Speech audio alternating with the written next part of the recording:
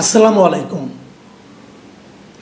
প্রিয় দর্শক, আজ 21শে আগস্ট। আজ থেকে ঠিক 21 বছর আগে এই দিনে, এই 21শে আগস্ট 2004 সালে বাংলাদেশের রাজনীতিতে এমন একটা ঘটনা ঘটেছিল। আমার বিবেচনায় সেই একটা ঘটনাই এদেশের রাজনীতির গতি প্রকৃতিকে সম্পূর্ণ পরিবর্তন করে দিয়েছে। পরস্পরকে নিশ্চিহ্ন করে দেওয়ার যে রাজনীতি, সেটা আমার ধারণা 2004 সালের 21শে আগস্ট থেকে শুরু হয়েছে। সেদিন কি হয়েছিল? সেদিন বঙ্গবন্ধু এভিনিউতে, বঙ্গবন্ধু এভিনিউর সামনে, বঙ্গবন্ধু এভিনিউ যে আওয়ামী লীগের যে অফিসটা আছে, সেই অফিসের সামনে একটা জনসভা ছিল আওয়ামী লীগের।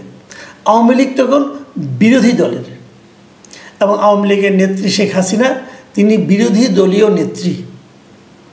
সেই জনসভায় কমপক্ষে 20,000 লোক উপস্থিত ছিল, বেশি হতে পারে, মিনিমাম 20,000। সেই 20,000 লোকের জনসভায় একে একে গ্রেনেড ফেলা হয়েছিল। একটা দুটো নয়, 13টা গ্রেনেড ওই জনসভার মধ্যে বিস্ফোরিত হয়েছিল। একবার ভাবুন, ওইটুকু জায়গার মধ্যে 20,000 লোক, মানে সবাই গায়ে গায়ে লাগিয়ে, কিন্তু কেউ বসেছিল, কেউ দাঁড়িয়েছিল, মাঝখানে একটু জায়গাও ফাঁকা থাকার কথা না। তার মধ্যে যদি এসে একটা গ্রেনেড ফেটে যায়, বিস্ফোরিত হয়, কি অবস্থা হতে পারে? এবং শেখ হাসিনা একটা ট্রাকের উপর, একটা তৈরি করা অস্থায়ী মঞ্চে উনি ভাষণ দিচ্ছিলেন। সেখানে সেটাকে লক্ষ্য করেও গ্রেনেড ফেলা হয়েছিল, বাট গ্রেনেড ট্রাকের গায়ে লেগেছে, কিন্তু সে ট্রাকের ভেতরে পড়েনি। এই 13টা গ্রেনেড ফেলানোর ফলে সেই ঘটনায় 24 জন নিহত হয়েছিলেন। এই 24 জনের মধ্যে ছিলেন মহিলা আওয়ামী লীগের সাধারণ সম্পাদিকা আইভি রহমান, এবং শেখ হাসিনার যে বডিগার্ড মাহবুবুর রহমান, তারাও ছিলেন সেখানে। এবং সে ঘটনায় আহত হয়েছিলেন কমপক্ষে 500 জন। এই গ্রেনেড কে মেরেছিল, এটা নিয়ে তখন বিএনপি ছিল রাষ্ট্র ক্ষমতায়, তারা নানা রকম তদন্ত করেছিল, এবং সেই তদন্তে প্রথম তারা জজ মিয়া নামক এক ব্যক্তিকে দায়ী করলো যে সেই নাকি এই সমস্ত কাজ করেছিল। তাকে অ্যারেস্ট করা হয়েছিল। পরে যখন 111 গভর্নমেন্ট এলো, মানে তত্ত্বাবধায়ক গভর্নমেন্ট এলো, তখন 2007 সাল, সেই সময় আগের একটা মামলা 2005 সালে একটা মানে গ্রেপ্তার হয়েছিল মুফতি হান্নান নামে এক ভদ্রলোক। উনি হরকতুল জিহাদের একজন লিডার ছিলেন।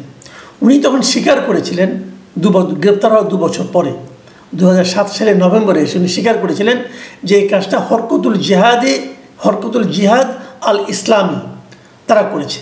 তত্ত্বাবধায়ক সরকারের আমলে এই মামলার পুনঃতদন্তের একটা আদেশ হয়। তারপরে আওয়ামী লীগ এসে সেটাকে আরও অধিকতর তদন্তের ব্যবস্থা করে।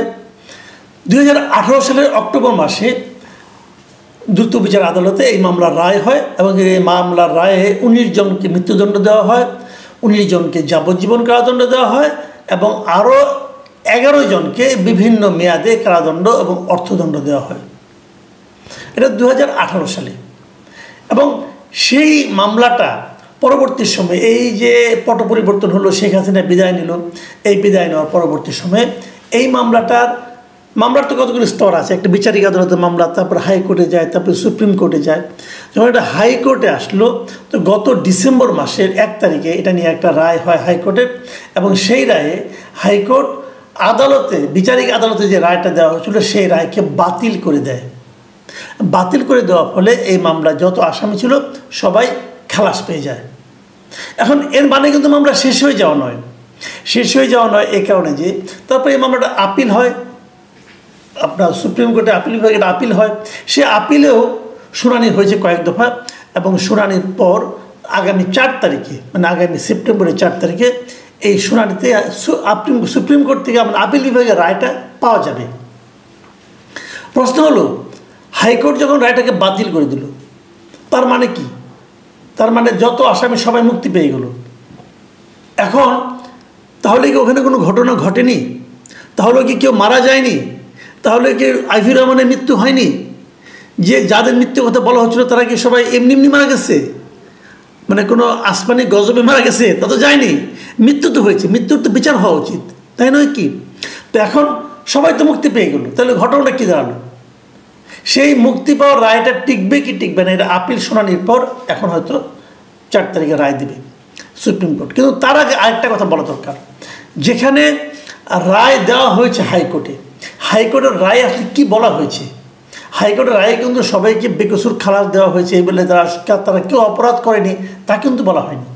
হাইকোর্টের রায় একটা ইন্টারেস্টিং কথা, তারা বলেছে যে এটা দেশের ইতিহাসে একটা জঘন্য মর্মান্তিক ঘটনা, যেখানে আওয়ামী লীগের নেতা আইভি রহমান সহ বহু মানুষ প্রাণ হারান, যারা মারা গেছেন তাদের প্রতি ন্যায় বিচারের জন্য এই হত্যাকাণ্ডের সুষ্ঠু ও স্বাধীনভাবে তদন্ত হওয়া দরকার, যা মামলার ক্ষেত্রে এখনও সম্পূর্ণ অনুপস্থিত। এর অর্থ হলো যে হাইকোর্ট বলতে চাইল যেভাবে মামলাটা তদন্ত হয়েছে এবং যে তদন্তের উপর নির্ভর করে রায় দেওয়া হয়েছে, সেই তদন্তটাই যথাযথ হয়নি বলে হাইকোর্টের কাছে মনে হয়েছে, এবং হাইকোর্ট এটাকে আরও যথাযথ তদন্ত করার জন্য প্রয়োজনীয় পদক্ষেপ নেওয়ার জন্য এই মামলার বিষয়গুলো ব্যাপারে তারা স্বরাষ্ট্র মন্ত্রণালয়কে জানিয়েছে, তোমরা এটার ব্যাপারে আরও ডিটেল ইনভেস্টিগেশন করো। এখন ইনভেস্টিগেশন হবে, কিন্তু এখন যে কথাটা আমি বলতে চাচ্ছি যে কেন এই ঘটনাটাকে আমি এত গুরুত্বপূর্ণ বলছি। দেখুন, আওয়ামী লীগ কিন্তু তার পরপরই ক্ষমতায় আসে, 2009 সালে তারা ক্ষমতা গ্রহণ করে তারা কিন্তু শুরুর থেকেই বলে আসছিল যে এই হত্যার সঙ্গে বিএনপি জড়িত আছে। আবার বিএনপির দিক থেকে উল্টোভাবে বলা হচ্ছিল এই হত্যাটা আওয়ামী লীগের লোকেরাই নিজেরাই নিজেদের অন্তর্দ্বন্দ্ব কলহিত করা হয়েছে। আরেকটা থিওরি ছিল যে নাকি মানে ভারতীয় গোয়েন্দা সংস্থা নাকি এই কাজটা করেছে, এবং তারা এটাও বলছিল যে আওয়ামী লীগ এবং রয়ের যে এই ঘটনার পেছনে দায়ী করা যে ব্যাপারটা, সেখানে তারা একটা লজিক দিয়েছিল যে এত লোক মরলো, শেখ হাসিনা কেন মরল না, মানে শেখ হাসিনা মরলে প্রমাণ হতো যে এটা আওয়ামী লীগ অথবা করেনি। যাই হোক, এই ধরনের কথা, নানা কথা কিন্তু বলা হচ্ছিল। এর মধ্যে আরেকটা কথা বলা হচ্ছিল যে এই মামলা, এই মিটিংটা তো এখানে হওয়ার কথা ছিল না, মিটিংটা হওয়ার কথা ছিল আপনার মুক্তাঙ্গনে, সেখান থেকে মিটিংটা এখানে শিফট করলো কেন, তাহলে সবে কি প্রিপ্ল্যান্ড এরকম। আবার কেউ কেউ বলছিলেন শেখ হাসিনা নাকি নিজেই ভ্যানিটি ব্যাগে করে জ্ঞান নিয়ে গিয়েছিলেন, তারপরে ফুটিয়ে একটা মানে নাটক করেছেন। এই সমস্ত নানা কথা বলা হয়েছে। কিন্তু একটা কথা ভাবুন, বাংলাদেশে যেটা হয়, যারা ক্ষমতায় থাকে তাদের ভাবনাটাই কিন্তু বিভিন্ন প্রশাসনের বিভিন্ন অংশ, বিভিন্ন শাখা, তারা কিন্তু সেটাকেই বাস্তবায়ন করার চেষ্টা করে এবং সেটাকে বলার চেষ্টা করে এবং বলে থাকে। তখন যেহেতু শেখ হাসিনা ছিলেন ক্ষমতায়, অতএব প্রকৃত তদন্ত হয়েছে কি হয়নি আমি বলতে পারবো না, কিন্তু এটা বলতে পারি তারা কিন্তু এটাকে রাজনীতিকরণ করেছেন অনেকটা, এটা আমি মনে করি পার্সোনালি। এবং সেই রাজনীতিকরণ করতে যেয়ে তারা বিএনপির প্রতি দায় চাপিয়েছেন, বিএনপি জামাতের প্রতি দায় চাপিয়েছেন, এবং সেই অনুযায়ী তারেক রহমানকেও এই মামলায় আসামি করা হয়েছিল এবং ওনাকেও যাবজ্জীবন কারাদণ্ডে দণ্ডিত করা হয়েছিল। আবার দেখুন, যখন এই মামলাটা বিএনপি আমলে, যখন ঘটনা ঘটছে বিএনপি আমলে মামলা হয়েছিল, সেখানে কিন্তু আওয়ামী লীগের লিডাররা মামলা করতে গিয়েছিল, আওয়ামী লীগের লিডারদের কিন্তু মামলা নেওয়া হয়নি, বরং একটা এফআইআর জাস্ট মানে জিডি নেওয়া হয়েছিল। তারপরে মামলা করেছিল আসলে পুলিশ বাদী হয়ে, সেই পুলিশের বাদী হয়ে মামলা তারা কিন্তু যে তদন্ত করেছিল, সেই তদন্তটা ছিল নানা ধরনের নাটকীয়তায় ভরপুর, এবং বোঝাই যাচ্ছিল এই তদন্তে আসলে প্রকৃত আসামিকে ধরা যাবে না। মানে দুবারই আমরা দেখেছি যে তদন্ত হয়েছে রাজনীতি প্রভাবিত। এখন আদালত বলছে তদন্তটা যথাযথ হওয়া দরকার। তো যথাযথ হবে কীভাবে? যে স্বরাষ্ট্র মন্ত্রণালয়ের মাধ্যমে করা হবে, সেই স্বরাষ্ট্র মন্ত্রণালয় তো কোনো রাজনৈতিক দলের অধীনেই থাকবে, তাই না? মানে কোনো রাজনৈতিক গভর্নমেন্টের আন্ডারে থাকবে, এবং এই গভর্নমেন্ট তদন্ত শুরু করাতে এখনও কোনো স্কোপ নেই, কারণ আপনার সুপ্রিম কোর্টের অর্ডার না আসা পর্যন্ত বোঝা যাচ্ছে না। তাহলে আগামী যে যারা সরকারে আসবে তারা যদি মানে একটা পার্টি হয়ে যায়, তাহলে সেখানে তো আমরা সেক্ষেত্রেও তদন্তের সঠিক রিপোর্ট পাবো কি পাবো না জানি না।